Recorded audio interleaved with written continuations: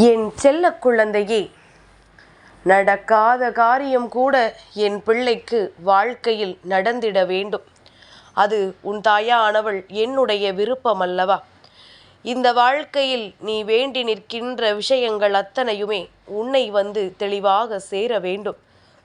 என் குழந்தைக்கு இந்த வாழ்க்கையில் ஏகப்பட்ட கஷ்டங்களும் துன்பங்களும் துயரங்களும் இருந்து கொண்டிருக்கும் பொழுது எதை நினைத்து வருத்தப்படுவது என்று தெரியாமல் என் குழந்தை வேதனைப்பட்டு கொண்டிருக்கின்றாய்.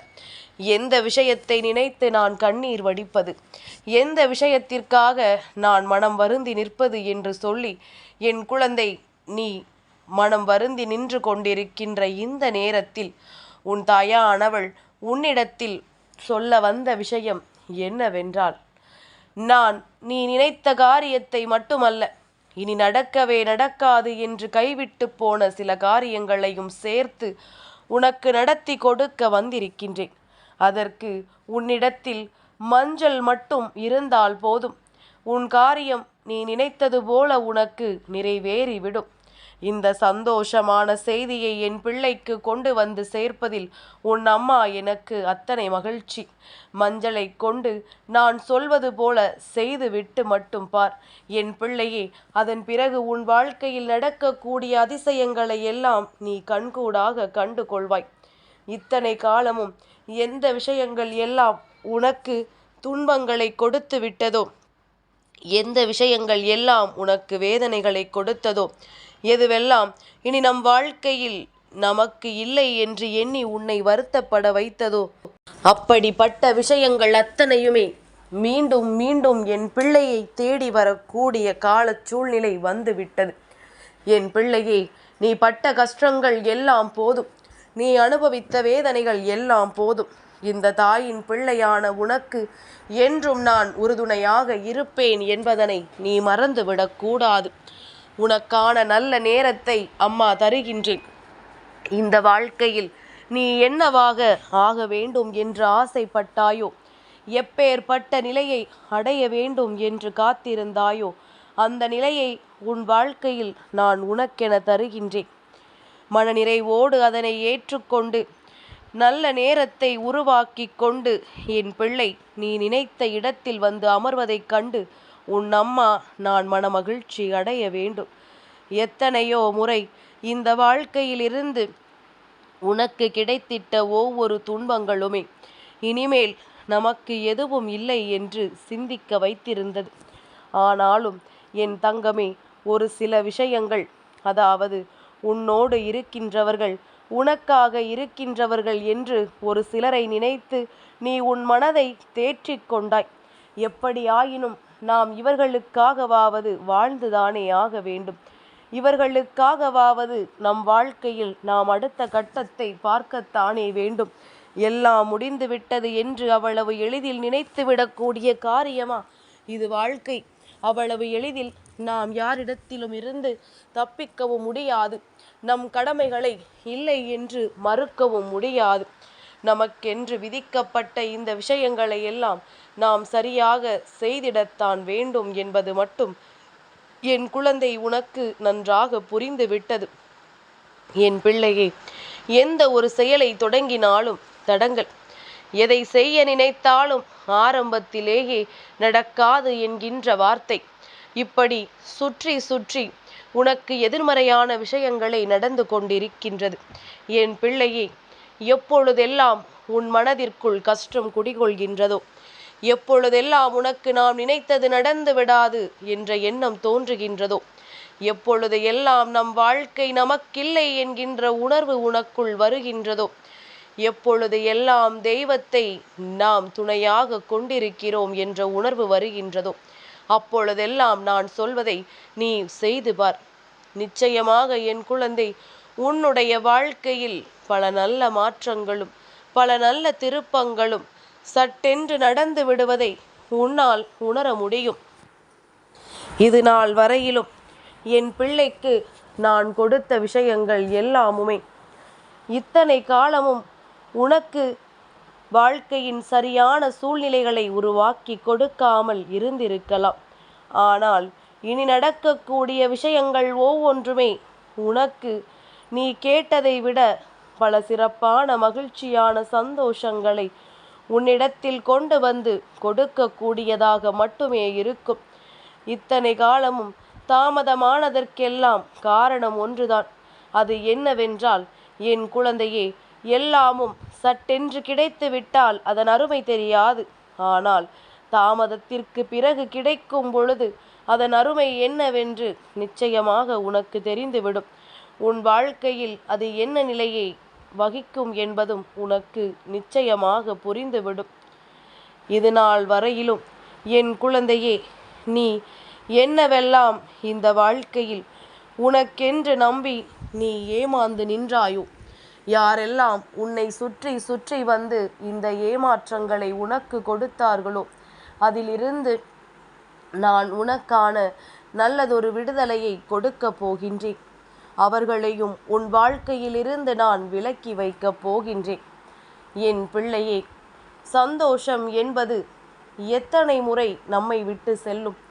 ஒரு முறை செல்லலாம், 2 முறை செல்லலாம். எப்பொழுதுமே அது நமக்கு நிலையானது இல்லை என்று சொல்லி நம்மை விட்டு சென்று கொண்டிருக்குமானால் நாம் எதைத்தான் எதிர்கொள்வது? எப்படித்தான் எதிர்கொள்வது? என் குழந்தையே, இந்த மாற்றங்களை எல்லாம் நாம் கண்டு கொண்ட பிறகு இந்த வாழ்க்கையை நாம் எப்படியாவது வாழ்ந்து முடித்து விட வேண்டும் என்ற ஒரு வைராக்கியம் உனக்குள் வருமல்லவா? அந்த வைராக்கியத்தை பற்றி கொண்டுதான் நீ வாழ்க்கையையே ஆரம்பிக்க வேண்டும். எல்லாம் முடிந்து விட்டதாக நினைப்பதை விட இனிமேல்தான் தொடங்குகிறது என்று நீ முதலில் நினைக்க வேண்டும். நீ அப்படி நினைத்து விட்டாயானால் இனி உன்னை யாராலும் இந்த வாழ்க்கையில் இருந்து வீழ்த்திவிட முடியாது. யார் நினைத்தாலும் நீ செய்கின்ற செயலை தடுத்து நிறுத்த முடியாது. எல்லாமும் உனக்கு சரியென தோன்றும். எல்லா விஷயங்களும் உனக்கு நிச்சயமாக அது என்னவென்று தெரிய வந்துவிடும்.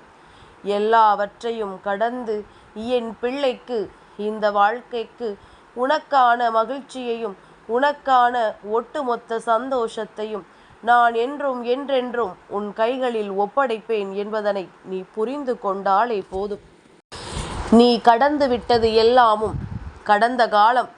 அது மீண்டும் வராது. ஆனால் அதில் பட்ட அனுபவம் என்றும் உன்னோடு நிலையாக நிலைத்து நிற்கும். நிச்சயமாக என் குழந்தையே, நான் சொல்வது போல இந்த வாழ்க்கையில் இருந்து உனக்கு நான் கொடுக்கக்கூடிய விஷயங்கள் எல்லாவற்றையும் தெளிவாக புரிந்து கொள்ள வேண்டும். எதிர்காலம் உன்னுடையதாகும். இந்த வாழ்க்கையும் உனக்கானதாக மாறும். அப்படியானால் நான் சொல்வது எல்லாம் உனக்கானது தானே? என் குழந்தையே, உன்னை நான் எப்பொழுதும் நல்லபடியாக வாழ வைக்க விரும்புகின்றேன். இந்த வாழ்க்கையில் உனக்கு என்ன வேண்டும் என்று எப்பொழுதுமே நான் நிலையாக கொடுக்க விரும்புகின்றேன். என்ன நடந்தாலும் சரி, எது வேண்டும் என்று வந்தாலும் சரி, அதையெல்லாம் உன்னோடு இருந்து உனக்கு பெற்று கொடுக்க நான் எப்பொழுதுமே தயாராக இருக்கின்றேன். அதனால் என்ன வேண்டும் என்றாலும் எது வேண்டும் என்றாலும் உன் தாயானவள் என்னிடத்தில் நீ எப்பொழுதுமே அதை கேட்டு பழகு. வேறு யாரிடத்திலும் எந்த விஷயத்தையும் நீ சொல்லிவிடாதே. மற்றவர்கள் எல்லாம் சரியான நேரத்தை பார்த்து கொண்டிருக்கிறார்கள் உன்னை கேலியும் கிண்டலும் செய்வதற்கு.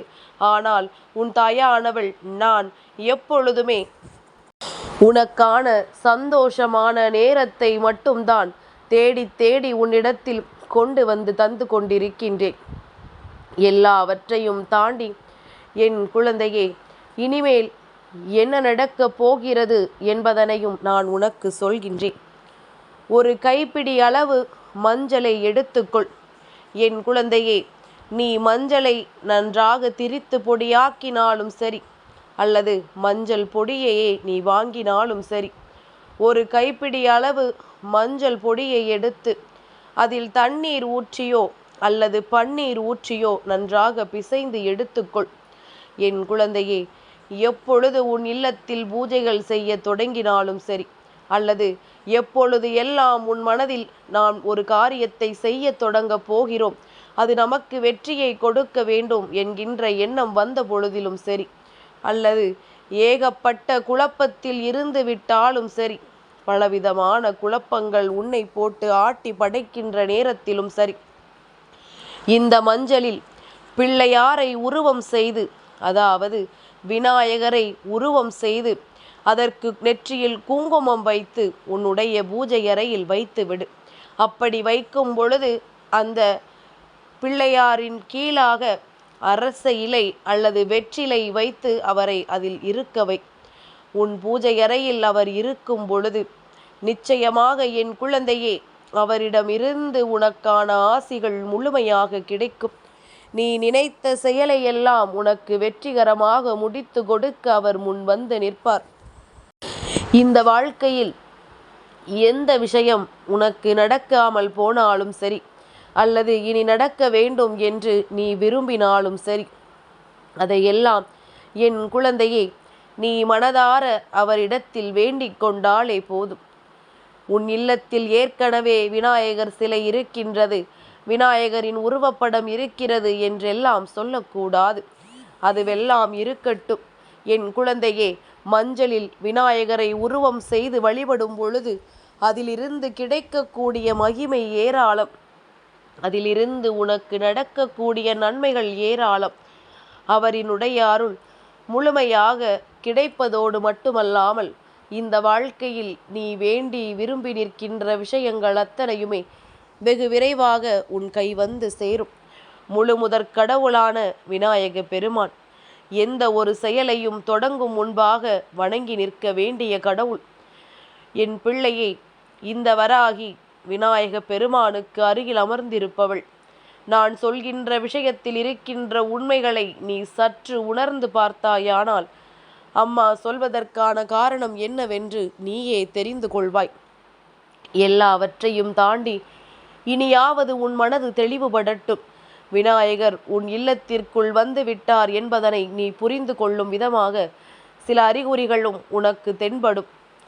இந்த மஞ்சள் வைத்து அவரை வழிபட்டு அதன் பிறகு அடுத்ததாக எப்பொழுது உன் மனதிற்கு நாம் இன்று தெய்வத்திடம் ஒரு வேண்டுதலை வைக்க வேண்டும், நமக்கு இந்த விஷயம் நடக்க வேண்டும் என்று தோன்றுகின்றதோ அப்பொழுது இந்த மஞ்சளை தண்ணீரில் கரைத்து விட்டு அதன் பிறகு புதிதாக மஞ்சளில் விநாயகரை உருவம் செய்து வைத்து நீ வழிபட வேண்டும்.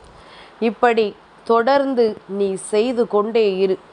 எதிர்பாராத நேரத்தில் உன் வாழ்க்கையில் ஒரு நல்ல விஷயம் நிச்சயமாக நடந்தே தீரும்.